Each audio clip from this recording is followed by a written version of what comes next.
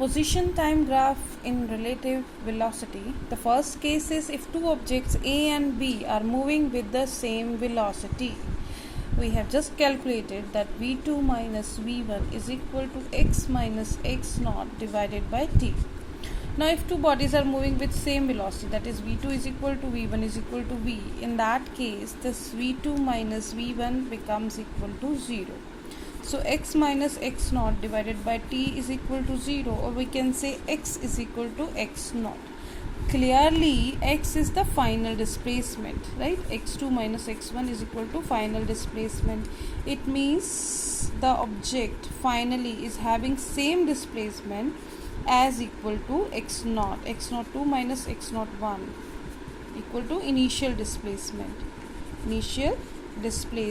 So we can say that final displacement is equal to initial displacement, means the object which was moving initially at whatever distance, that will remain when it reaches its destination, right? Means if we can draw this, initially the object B was at this position and A was at this position. Again what will happen, the B will be at this position and A will be at this position. So this displacement will remain same. So let us draw the graph for this. If I draw the graph for this is time, and this is the initial displacement x01 and this is x02, right? Initially if they started with like this, so at final displacement will be same. So graph will be two parallel lines inclined to the time axis. Next, if I want to draw the graph between the displacement, relative displacement, in that case the graph will be the straight line, because there is no change in the displacement. So x0 is equal to x02 minus x01 time, and this is position, that will remain same. Next case is if v2 is greater than v1, that is v2 minus v1 is positive. v2 minus v1 is positive means v2 minus v1 is equal to x minus x naught divided by t. So if v2 minus v1 is positive means it is greater than 0, right?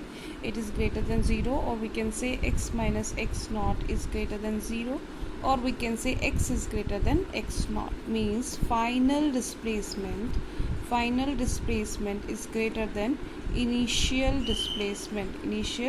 displacement. So let us try to draw the graph for this. This is time, this is x01, this is x02, right? Now since final displacement is greater than initial displacement, so graph will be like this.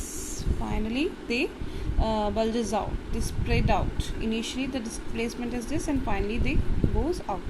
If we can imagine the situation, let this is A and this is B.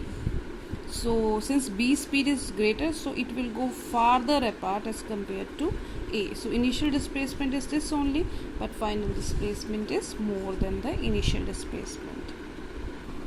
Next case is v1 is greater than v2, that is v2 minus v1 is positive. So in this case again, if I write v2 minus v1 is equal to x2 x minus x naught upon t.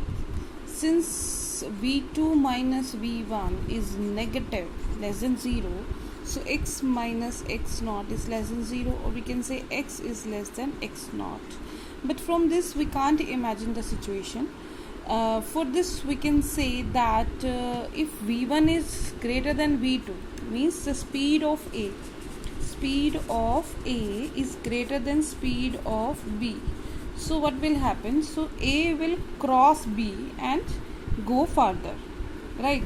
Means if I take the situation, this is the displacement of A and this is displacement of B, right?